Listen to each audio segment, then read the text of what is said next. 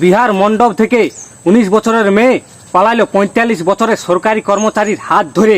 তাহলে ছেলেটা কি করে, মাসে কত টাকা ইনকাম করে, আজ আমরা দেখে নিব। এতটা বাধ্য হলো কি করে মেয়েটা যে ৪৫ বছরের সরকারি কর্মচারীর হাত ধরে পালাতে হইলো।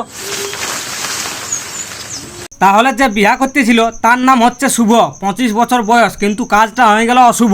আর মেয়েটার নাম হচ্ছে পিয়া, তার ১৯ বছর বয়স। আর মেয়েটা যার সঙ্গে পালিয়েছিল তার নাম হচ্ছে রাহুল, ৪৫ বছর বয়স। তার কিন্তু সরকারি চাকরি ছিল, তার বেতন ছিল ২৫,০০০। রাহুলের কাজ ছিল ৩,০০০ পোল্ট্রি মুরগির ফার্ম খুলেছিল। তার মানে রাহুল এক বছরে ৬,০০০ পোল্ট্রি মুরগির বাচ্চা আনতো। তাহলে শুভ কত টাকা ইনকাম করতো ৬ মাসে? তাহলে আমাদের কাছে আছে ৩,০০০ পোল্ট্রি মুরগির বাচ্চা, রোগের কারণে ১,০০০ বাচ্চা মরে গেছে। আমাদের কাছে এখন বাঁচে আছে ২,০০০ পোল্ট্রি মুরগির বাচ্চা। ওই ২,০০০ পোল্ট্রি মুরগির বাচ্চা বড় হতে কমসে কম ৪৫ থেকে ৫০ দিন সময় লাগবে। আমাদের একটা পোল্ট্রি মুরগির ওজন প্রায় ২.৫ থেকে ৩ কেজি হয়ে যাবে। তাহলে আমাদের ২,০০০ পোল্ট্রি মুরগি ইন্টু ২.৫ কেজি করে যদি হয়, তাহলে আমাদের টোটাল হয়ে যাচ্ছে ৫,০০০ কিলোগ্রাম। আমাদের পোল্ট্রি মুরগি এখন আছে ৫,০০০ কিলোগ্রাম ইন্টু ১৩০ টাকা করে পাইকারি রেট বিক্রি হবে। তাহলে আমাদের টোটাল ইনকাম হয়ে যাচ্ছে ৬,৫০,০০০ টাকা। আবার আমাদের মুরগির খাবার আছে, ওষুধ আছে, লাইন বিল আছে, ৭৫,০০০ টাকা বাদ যাবে। আর আমাদের মুরগি বাচ্চা কেনার খরচ আছে ৩০,০০০ টাকা। তাহলে মোট টোটাল খরচ হয়ে যাচ্ছে ১,০৫,০০০ টাকা। তাহলে ৬,৫০,০০০ টাকা থেকে যদি ১,৫০,০০০ টাকা খরচার জন্য বাদ দিয়ে দেওয়া হয়, তাহলে আমাদের মোট টোটাল ইনকাম হয়ে যাচ্ছে ৫,৪৫,০০০ টাকা। শুভ